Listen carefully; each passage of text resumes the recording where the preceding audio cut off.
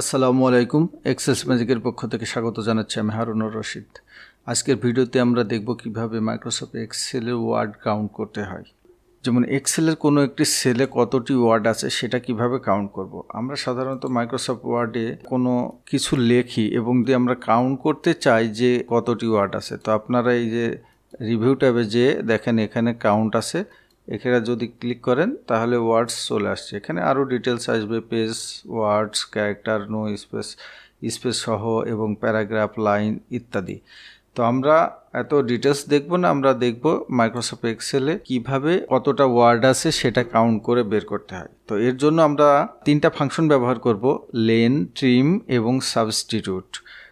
একে একে দেখে নিই। প্রথমে একটি আমার নামটা লিখে দিলাম, হারুন রশিদ লিখলাম, হারুনুর রশিদ না লিখে। যাই হোক, প্রথম ফাংশনটা দেখব আমরা লেন। লেন ফাংশন কি করে, এই যে সেলের ভিতরে কতটা ক্যারেক্টার আছে, ক্যারেক্টার বলছে যেমন কতটি লেটার এবং সাথে স্পেস আছে, কমা, দাড়ি যা আছে সব মিলে কতটা আছে। যেমন আমি একটি কমা দিলাম, এখানে একটা বেড়ে গেল। এখানে যদি আমি মাঝখানে আরও একটি স্পেস দিই, আরও দুইটা স্পেস দিলাম, তার মানে তিনটা স্পেস, তাহলে দেখেন 14 চলে এসেছে। তো এইটা লেনের কাজ হচ্ছে, এর ভিতরে কতটা ক্যারেক্টার আছে, এর ভিতরে স্পেস, সেমিকোলন, কমা, দাঁড়ি যা থাকবে, ফুল স্টপ, ডিটেলস, লেটার টেটার যা আছে সবগুলা, হাইফেন, সমস্ত কিছুই কাউন্ট করে নেবে এটা। ওকে, এরপরে দেখবো আমরা ট্রিম ফাংশন। ট্রিম ফাংশনের কাজ এক্সট্রা স্পেস যদি থাকে সেটাকে রিমুভ করে দেবে। যেমন এখানে আমি 3টা স্পেস দিয়েছি, কিন্তু ট্রিম ফাংশনটা অনলি 1 স্পেস অ্যালাউ করবে, বাকি স্পেসগুলো রিমুভ করে দেবে অটোমেটিক। তো এইখানে আমি ট্রিম ফাংশনটা ব্যবহার করছি লেনের ভিতরে, TRIM দিয়ে দিলাম, এরপরে ব্র্যাকেট ক্লোজ করে দিলাম। তাহলে দেখেন এখানে আমি স্পেস যতই বাড়াই না কেন এটা ওই 12ই থাকছে, কিন্তু যদি এর ভিতরে একটি কমা দিই তাহলে সেটা কিন্তু কাউন্ট করবে। ওকে, তো আমরা কমা দিচ্ছি না। এখন এটা গেল ট্রিমের খেলা। এখন আমরা দেখব সাবস্টিটিউট কিভাবে কাজ করে। সাবস্টিটিউট লিখলাম, এখানে বলছে এর ভিতরে টেক্সট কোনটা, আমরা এই সেলে যে টেক্সট আছে সেটাকে নিব। তারপর একটি কমা, বলছে ওল্ড টেক্সট কি থাকবে, আমাদের স্পেসটাকে আমরা রিমুভ করতে যাচ্ছি। তো এর ভিতরে ডাবল কোটেশনের ভিতরে একটি স্পেস দিয়ে দিলাম, তারপরে কমা দিয়ে দিলাম। এরপরে ওই স্পেসের পরিবর্তে আমরা কি চাচ্ছি যে আমাদের স্পেস থাকবে না, তাহলে আমরা ডাবল কোটেশনের ভিতরে কোনো স্পেস দিব না। শিফট ধরে রেখে আমরা এই যে এল এর ডান দিকে, এল এর একটির পরে যেটা ডাবল কোট 2টা ফোঁটা আছে উপরের দিকে, ওই বাটনটা কিবোর্ডের প্রেস করলে ডাবল কোটেশন আসবে, কিন্তু শিফট ধরে দিতে হবে। না হলে যদি আপনি সিঙ্গেল ওই বাটনটা 2বার করে প্রেস করে দেন তাহলে কিন্তু এটা ইরর দেখাবে। এরপরে ব্র্যাকেট ক্লোজ করে দেবো। দেখেন এখানে হারুন রশিদ চলে এসছে, কোনো স্পেস নাই। সাবস্টিটিউটের কাজ হচ্ছে এটাই। যেমন আপনি যদি সাবস্টিটিউটের আরও ভালোভাবে বোঝাতে গেলে, এই যে আমার এখানে রিপ্লেস আসলাম, Ctrl+H বাটন ধরে রিপ্লেসের বক্সটি নিয়ে চলে আসলাম, শো করছে। এখানে যদি আমি একটি স্পেস দিই আর এখানে আমি কোনো কিছুই দিলাম না, এরপরে যদি আমি এখানে রিপ্লেস করি, দেখেন এই যে স্পেস রিমুভ হয়ে গেল। সাবস্টিটিউটের কাজ ওই রিপ্লেস করা, একটা জিনিসকে রিপ্লেস করা। যেমন এখানে যদি কোনো একটা নির্দিষ্ট লেটারকে আমি রিপ্লেস করতে চাই, যেমন আর এর কাছে যদি আমি পি লিখতে চাই, এই যে রিপ্লেসের এখানে যদি আমি দিই আর এখানে দিই পি, তাহলে দেখেন ওটা রিপ্লেস হয়ে যাচ্ছে আর যেখানে আছে।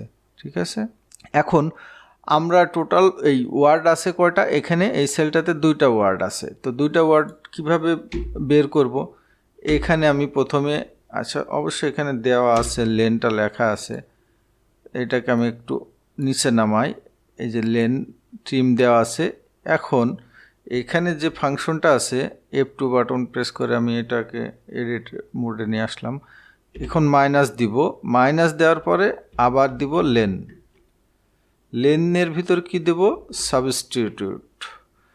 সাবস্টিটিউটের ভিতরে এই যে এখানে টেক্সট, তারপরে ওল্ড টেক্সটে আমাদের হবে স্পেস দিব একটি ডাবল কোটেশনের ভিতরে, এরপরে আবার ডাবল কোটেশন দিব, স্পেস দিব না, স্পেস ছাড়া। এরপরে এটাকে যদি আমরা, তাহলে দেখেন প্রথমে আমাদের এখানে কাউন্ট করছে, এইটার মান এসেছে কত, যদি আমরা F9 বাটনটা প্রেস করি তাহলে দেখেন এখানে এসছে 12, আর আমাদের স্পেস বাদে আমাদের এখানে এইটার ক্যারেক্টার কত এসছে 11।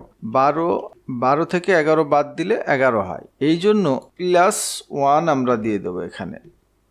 এক যোগ করলে আপনার ওয়ার্ড সংখ্যা চলে আসবে, কারণ হচ্ছে এখানে স্পেস কাউন্ট করছে, এখানে স্পেস উঠাই দেওয়ার পরে ওটাকে জয়েন করে ফেলেছে। তো এখানে যদি আমি আর একটা ওয়ার্ড লিখি হারুন, যদি অর দিয়ে দিই তাহলে দেখেন এটা 3 চলে আসছে। এখন আমি যদি বাংলাদেশ লিখি, দেখেন এটা একটা ওয়ার্ড একটাই কাউন্ট হচ্ছে। আমরা যদি এই 1 না দিতাম তাহলে এখানে কি আসতো, তাহলে 0, কারণ হচ্ছে এই ওয়ার্ড সংখ্যাটা বের করে আনছে যে স্পেসের মাধ্যমে। স্পেস ছাড়া ওয়ার্ড কয়টা এবং স্পেস সহ ওয়ার্ড কয়টা সেইটা বিয়োগ করে স্পেসের সংখ্যাটা বের করেই এইখানে ওয়ার্ড সংখ্যাটা কাউন্ট করা হচ্ছে, এই জন্য এর শেষে 1 দিয়ে দিবেন। তো আমরা একটা বড় একটা লাইন নিয়ে আসলাম,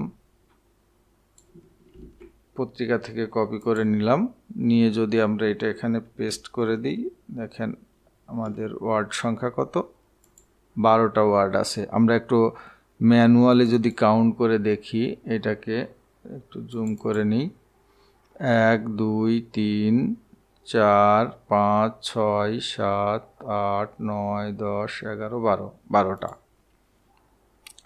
ওকে, তাহলে এখন আপনারা সবাই মাইক্রোসফট এক্সেলে কীভাবে ওয়ার্ড কাউন্ট করতে হয় সেটা শিখে গেছেন, আর সাথে আরও 3টা ফাংশন হয়তো বা আপনারা শিখতে পেরেছেন, যে লেন ফাংশনের ব্যবহার, টিম ফাংশনের ব্যবহার এবং সাবস্টিটিউটের ব্যবহার।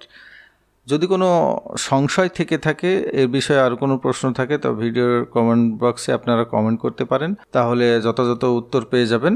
আর আপনাদের এক্সেল রিলেটেড যদি যে কোনো সমস্যা থেকে থাকে, তো আপনারা এক্সেলস ম্যাজিক ফেসবুক গ্রুপে জয়েন করে সেখানে আপনাদের প্রবলেমগুলো পোস্ট করবেন, আপনারা সলিউশন পেয়ে যাবেন। ভিডিওটা যদি আপনাদের ভালো লেগে থাকে তবে এক্সেলস ম্যাজিক ইউটিউব চ্যানেলটাকে সাবস্ক্রাইব করবেন, আর অলরেডি যদি আপনি সাবস্ক্রাইব করে থাকেন তো অশেষ ধন্যবাদ, আরও ধন্যবাদ ভিডিওটি শেষ পর্যন্ত দেখার জন্য। ভালো থাকবেন, আল্লাহ হাফিজ।